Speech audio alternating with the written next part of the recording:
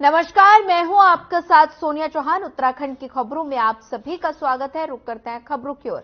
राहुल गांधी को लेकर बीजेपी नेताओं की टिप्पणी पर कांग्रेस ने कटाक्ष किया। नेता प्रतिपक्ष यशपाल आर्य ने कहा कि प्रधानमंत्री नरेंद्र मोदी और बीजेपी नेताओं के दिल और दिमाग पर राहुल गांधी छाए हुए हैं। साथ ही उन्होंने कहा कि राहुल गांधी देश की उम्मीद है, देश के केंद्र बिंदु राहुल गांधी हैं और इसलिए बीजेपी के नेता बार बार राहुल गांधी को लेकर बयानबाजी कर रहे हैं।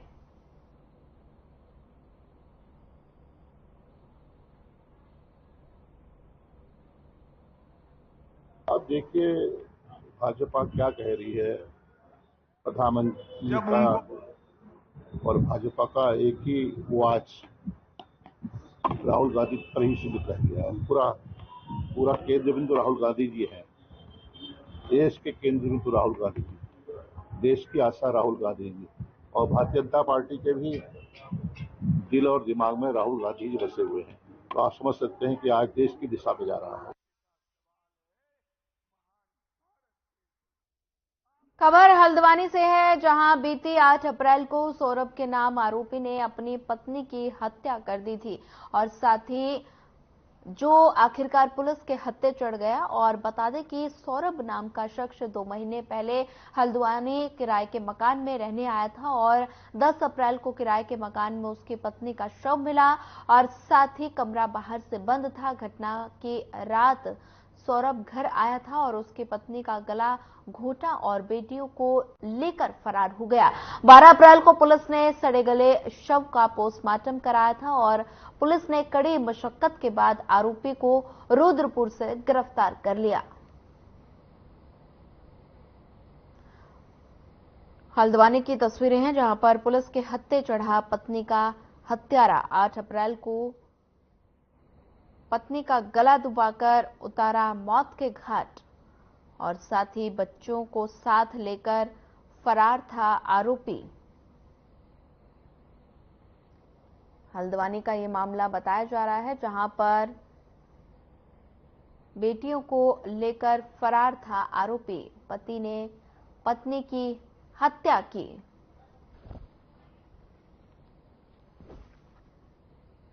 आस्था और अफसाना की डेड बॉडी टीपी नगर थाना चौकी क्षेत्र बहरिया में मिली थी, जिसमें पुलिस टीम ने 11 तारीख को एफआईआर की। उसके फादर, क्योंकि इसका पति जो था वो भाग गया था, इसकी 2 बच्चियां भी रहती थी साथ में। इसके फादर की तरफ से तहरीर मिली, एफआईआर पंजीकृत हुई और क्योंकि मजदूर आदमी था लेबर क्लास का और ये इसकी अपनी पत्नी का जो कीपैड वाला फोन था जो कि बंद था उसको भी ले गया था, लेकिन वो फोन चला नहीं था। और ये चूंकि लेबर क्लास का था, इसका कोई ठौर ठिकाना निश्चित था नहीं, ये कहीं भी जा सकता था। तो उस आधार पर जो पूर्व के जो उसके जहाँ जहाँ इसने काम किया, तो हमारे जो सीओ सिटी हैं उनके निर्देशन में इसमें कई टीमें बनी थी। उत्तराखंड में गर्मियों का मौसम आते ही वनाग्नि का मुद्दा जोर पकड़ने लगता है। कुमाऊं और गढ़वाल के पहाड़ों में चीड़ के जंगलों में लगने वाली इस आग से सिर्फ जंगल ही नहीं बल्कि इंसानी जीवन भी अस्त व्यस्त हो जाता है और हर साल की तरह इस साल भी पर्वतीय क्षेत्रों में आग की घटनाएं रुकने की जगह बढ़ती जा रही हैं। और आपको बता दें, रानीखेत के पाखुड़ा ताड़ी खेत के कई जंगलों के जलने के बाद अब द्वाराहाट के जंगल भी आग से धधक रहे हैं और जंगल धधकता देख लोग हैरान हैं। महिलाओं ने बमुश्किल आग पर काबू पाने का प्रयास किया और लेकिन शाम तक आग पर काबू नहीं पाया जा सका। जनपद अल्मोड़ा के प्रसिद्ध दूनागिरी मंदिर के पास का जंगल 5 दिन से धधक रहा है। आग से बांज के पेड़ों का खासा नुकसान पहुंचा है और साथ ही वना विभाग मौके पर नहीं पहुंच सका। ग्रामीणों ने आग बुझाने का प्रयास किया लेकिन सफलता नहीं मिली। वना अग्नि के बढ़ रहे लगातार मामले द्वाराहाट की तस्वीरें हैं, जहां पर 5 दिनों से धधक रहे जंगल और लोगों को भारी परेशानी हो रही है। वना अग्नि के लगातार मामले बढ़ते जा रहे हैं और उत्तराखंड में लगातार वनाग्नि के मुद्दों ने जोर पकड़ लिया है। लगातार वनाग्नि की घटनाएं सामने आ रही हैं और कुमाऊं और गढ़वाल के पहाड़ों में चीड़ के जंगलों में लगी आग से लोग काफी ज्यादा परेशान नजर आ रहे हैं।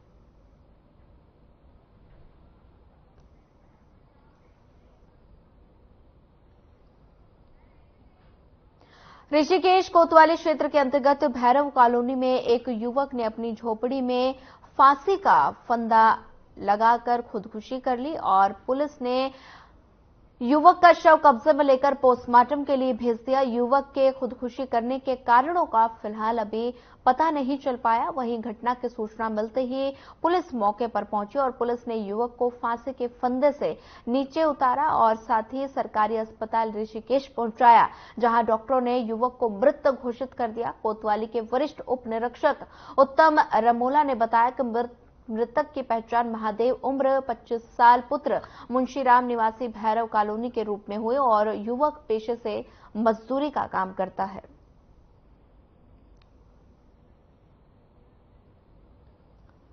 आत्महत्या के कारण अज्ञात हैं और साथ ही युवक ने की आत्महत्या। 25 साल थी मृतक की उम्र और वहीं अभी फिलहाल आत्महत्या के कारणों का खुलासा नहीं हो पाया है और ऋषिकेश का ये मामला बताया जा रहा है, जहां पर युवक ने की आत्महत्या। 25 साल के बताया जा रहा है मृतक और साथ ही आत्महत्या के कारणों का फिलहाल खुलासा नहीं हुआ है। शटल सेवा का चारधाम यात्रा संचालित करने वाली संयुक्त रोटेशन व्यवस्था समिति ने विरोध किया। रुद्रप्रयाग प्रशासन ने अगस्त मुनि से शुरू की जा रही शटल सेवा का चारधाम यात्रा संचालित करने वाली संयुक्त रोटेशन व्यवस्था समिति ने विरोध किया। समिति ने शटल सेवा का निर्णय वापस नहीं लिए जाने पर यात्रा के दौरान अपनी बसों को खड़ा करने की भी चेतावनी दी है।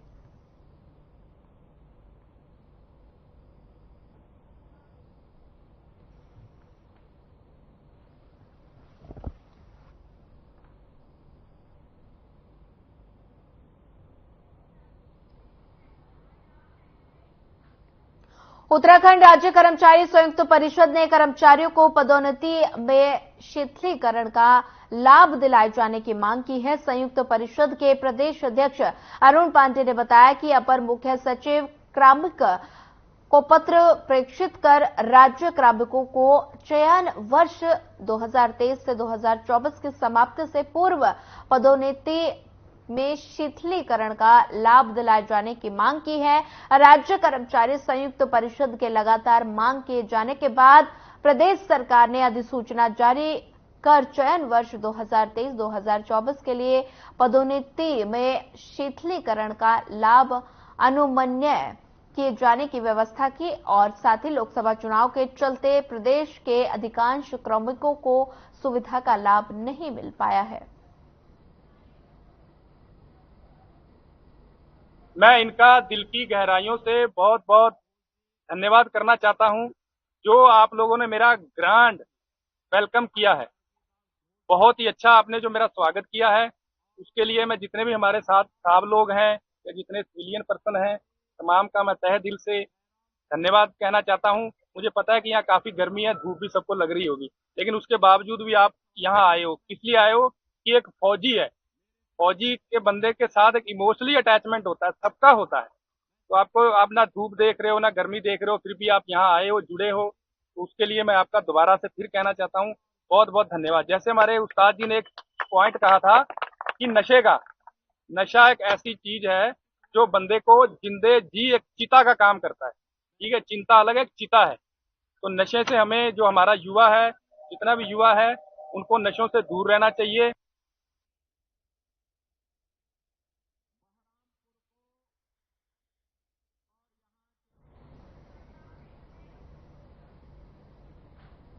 दिनेशपुर थाना क्षेत्र अंतर्गत श्रीरामपुर निवासी कुलदीप सिंह सेना में नायब सूबेदार के पद पर तैनात थे। वहां 3 मई 2024 को रिटायर हुए और शनिवार को वो गृह जनपद उधम सिंह नगर पहुंचे। पूर्व सैनिक संगठन के अलावा स्थानीय युवाओं ने उनको तिरंगा झंडा लगी और साथ ही गाड़ी में बैठाया और साथ ही जुलूस की शक्ल में पंतनगर एयरपोर्ट से दिनेशपुर पहुंचे और पूर्व सैनिक संगठन की अगुवाई में गाजे बाजे के साथ जुलूस निकाला। और कुलदीप सिंह विर्क ने कहा कि मां भारती की सेवा करते हुए 18 साल कैसे बीत गए पता ही नहीं चला।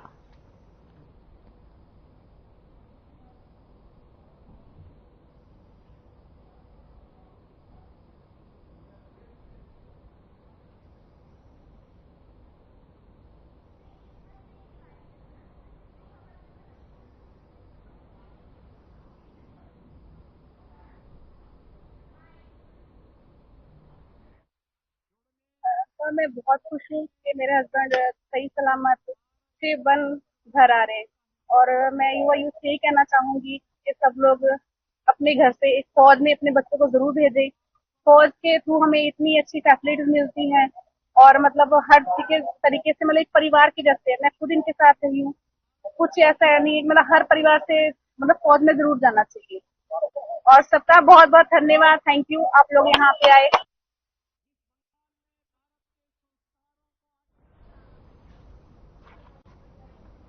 Sikh sigma institute of technology and science में हर साल की तरह इस साल भी वार्षिक महोत्सव सह विदाई समारोह बड़े ही हर्षोल्लास के साथ आयोजित किया गया। इस समारोह में college of pharmacy, college of polytechnical और college of nursing, college of paramedical के छात्र छात्राएं शामिल हुए और इस कार्यक्रम में संस्थान प्रशासन एवं जूनियर छात्रों की ओर से अपने सीनियर्स को बधाई दी गई। और कार्यक्रम का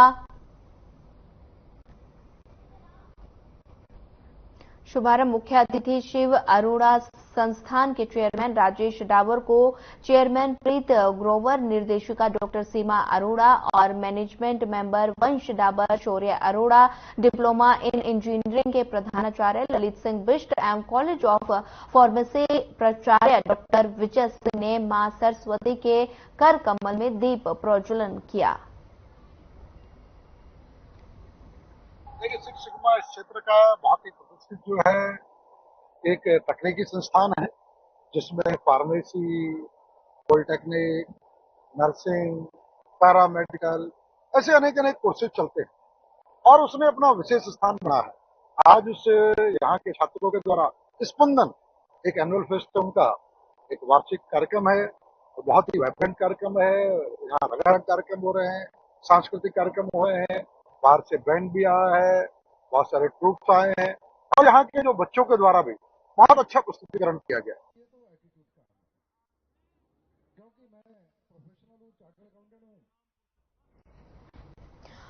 खबर अल्मोड़ा से है, जहां सांस्कृतिक नगर के मल्ला महल में महिला रामलीला का आयोजन किया जा रहा है और साथ ही नगर के बीचों बीच मल्ला महल में आयोजित रामलीला में सभी पात्रों का मंचन महिलाएं और बालिकाएं कर रही हैं। श्री राम संस्कृति एवं सामाजिक सेवा समिति की ओर से मल्ला महल में आयोजित की गई और महिलाओं की रामलीला में सभी पात्रों ने 1 महीने का अभ्यास किया है। रामलीला को देखते हुए स्थानीय लोग बड़ी संख्या में मल्ला महल पहुंच रहे हैं और राजा दशरथ का अभिनय करने वाली राधा विष्ट ने कहा कि रामलीला का मंचन महिलाओं के लिए काफी उत्साह भरा होता है।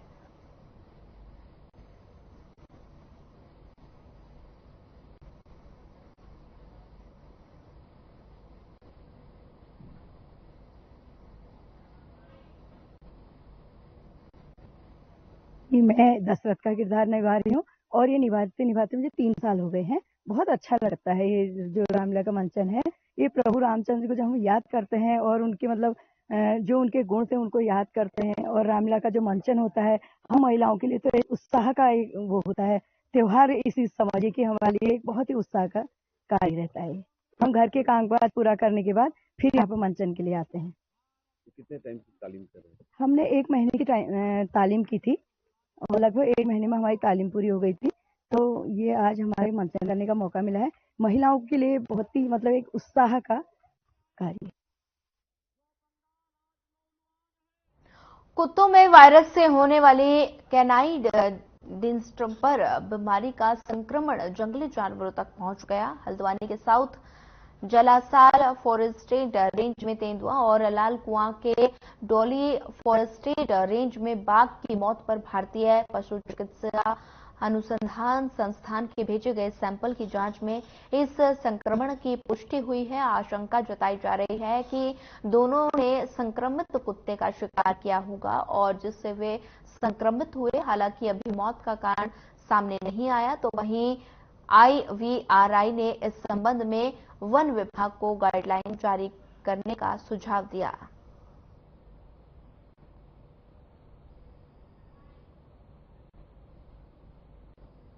जो कैनाइन डिस्टेंपर बेसिकली ये जो है कुत्तों की बीमारी है और कुत्तों में होती है, और जो इसके श्वान प्रजाति के जो पशु हैं उसमें जो है इसके लिए टीकाकरण की व्यवस्था है, टीकाकरण है इसके लिए।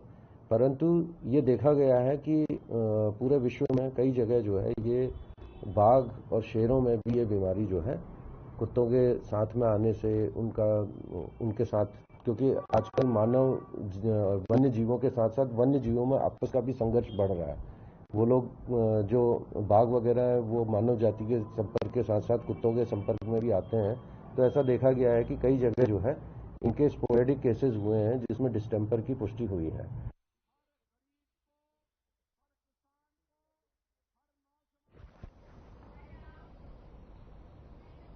अगली खबर पौड़ी से है, जहां बीजेपी के लेसडाउन से विधायक दिलीप रावत एक बार फिर से सुर्खियों में आ गए हैं। बीते दिनों पूर्व कैबिनेट मंत्री हरक सिंह रावत की बहू अनुकृति रावत के बीजेपी में शामिल होने के बाद उन्होंने अपने फेसबुक अकाउंट में पोस्ट किया था कि राम तेरी गंगा मैली हो गई, जिसका अप्रत्यक्ष रूप से अनुकृति रावत के बीजेपी में शामिल होने से लगाया जा रहा था। और इस पूरे मामले में उन्होंने कहा कि लोकसभा चुनाव के समय 14,000 से अधिक अन्य पार्टियों के पदाधिकारी और कार्यकर्ता बीजेपी में शामिल हुए। वहीं उन्होंने कहा कि जिनके विचारधारा बीजेपी से मिलेगी वे बेहतर ढंग से पार्टी के लिए काम करेंगे और जिनकी विचारधारा नहीं मिलेगी उन्हें दरकिनार कर दिया जाएगा।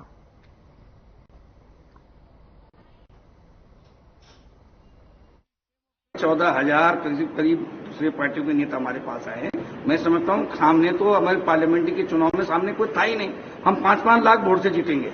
मुझे पूरा विश्वास है कि हम 5-5 लोग वोट से जीतेंगे। अगर 14,500 आदमियों ने 100-100, 200 वोट भी करी होंगी तो हम 5 लाख वोट से ऊपर जीतेंगे। राजनीतिक विचारधारा होती है, जो हमारी विचारधारा से सहमत है उससे मित्रता है, जिससे जो विचारधाराओं से सहमत नहीं होता उससे शत्रुता होती है। राज्य में हाल ही में पहले चरण में लोकसभा चुनाव संपन्न हो चुके हैं और उसके बाद अब राज्य में बता दें कि आपको होने वाले निकाय चुनाव से पार्टी जुट गई है। और इसी को देखते हुए प्रदेश कांग्रेस मुख्यालय में कांग्रेस के प्रदेश महामंत्री और वॉर रूम के चेयरमैन नवीन जोशी ने प्रेस वार्ता करते हुए कहा कि वो नगर निगम देहरादून के सभी 100 वार्डों में जनसंवाद कार्यक्रम का आयोजन कर कांग्रेस के लिए जन समर्थन जुटाने का काम करेंगे।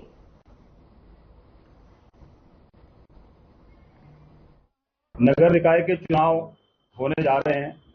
हम लोगों ने ये निर्णय लिया है कि हम जन संवाद कार्यक्रम के द्वारा जन समर्थन जुटाएंगे। पूरे देहरादून के 100 वार्डों में हम लोग जाएंगे और भारतीय जनता पार्टी के जो कार्यकाल में जो घपले हुए हैं, हमने मांग करी थी कि हमारे एक अधिवक्ता थे विकेश नेगी जी, उन्होंने आरोप लगाया था कि मेयर जो हमारे देहरादून के गामा जी, उनकी जो संपत्ति आय से कई अधिक बढ़ चुकी है, लेकिन उसमें अभी तक कोई कार्रवाई नहीं हुई है। देहरादून में स्मार्ट सिटी बनाने के नाम पर करोड़ों रुपए की बंदरबाट की गई, तो करोड़ों रुपए का भ्रष्टाचार हुआ है। उसकी मैंने अभी फोटो आप लोगों को दिखाई। देहरादून के अंदर जो LIC की बिल्डिंग है जर्जर हालत में है, उस पे LIC ने बोर्ड चस्पा किए हैं कि ये बिल्डिंग गिरने वाली है। चारधाम यात्रा में सड़क सुरक्षा को लेकर उत्तराखंड की मुख्य सचिव राधा रतूड़ी की अध्यक्षता में बैठक हुई, जिसमें सड़क हादसों में बिना मजिस्ट्रेट जांच के राहत राशि दिए जाने के निर्देश दिए गए।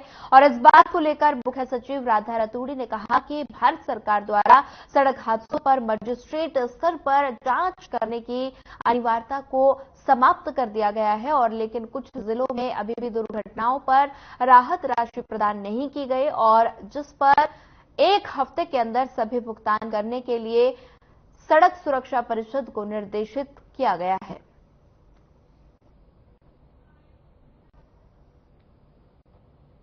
सड़क सुरक्षा परिषद की कल बैठक हुई थी। उसमें ये हम लोगों को जानकारी दी गई कि यद्यपि भारत सरकार के नियम में मजिस्ट्रियल इंक्वायरी की जो अनिवार्यता है वो समाप्त कर दी गई है, लेकिन अभी भी कुछ जिलों में जो भुगतान होना था एक्सीडेंट विक्टिम्स को वो नहीं हुआ, तो इसीलिए हम लोगों ने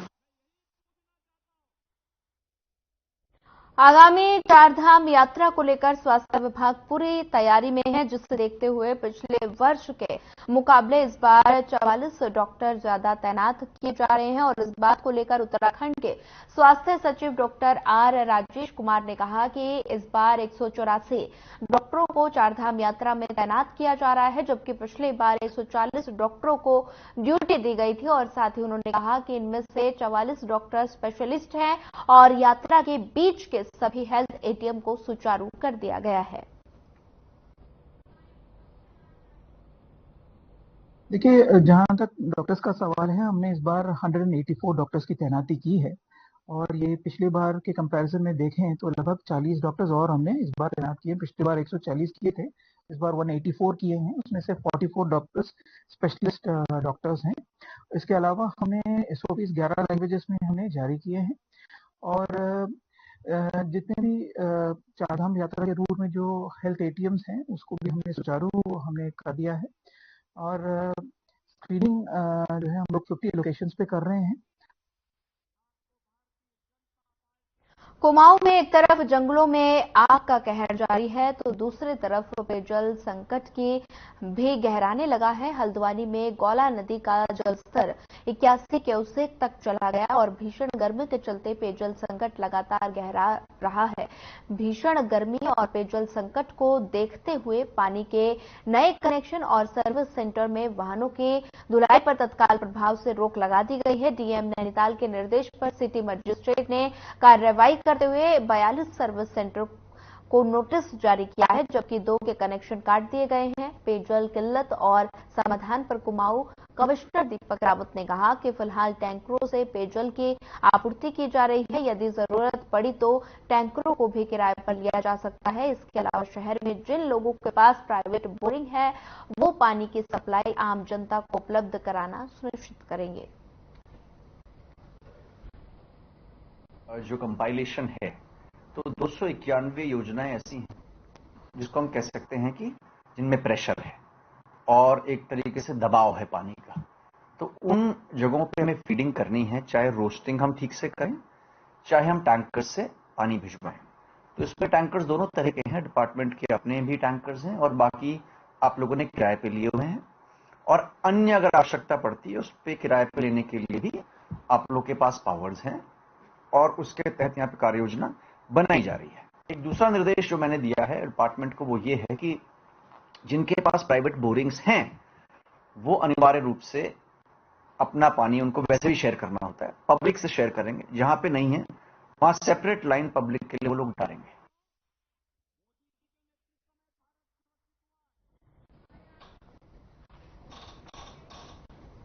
देहरादून शहर में स्थानीय डेयरी विक्रेताओं द्वारा गंदगी फैलाए जाने की शिकायतों पर नगर निगम एक्शन मोड में नजर आ रहा है, जिसके चलते मुख्य नगर स्वास्थ्य अधिकारी डॉक्टर अविनाश खन्ना ने अपनी टीम के साथ देहरादून के 16 डेयरी स्थलों का औचक निरीक्षण कर कार्रवाई करते हुए 89,000 रुपए का चालान काटा।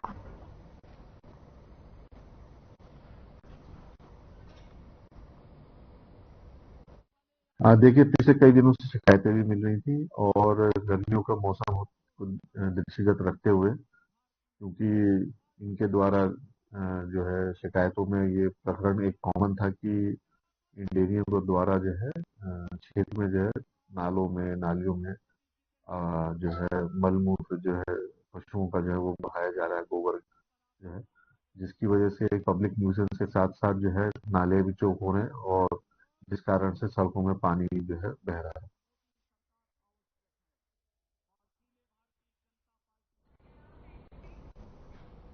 फिलहाल इस बुलेटिन में इतना है। ज्यादा खबरों के लिए बनी रहिए हमारे साथ। नमस्कार।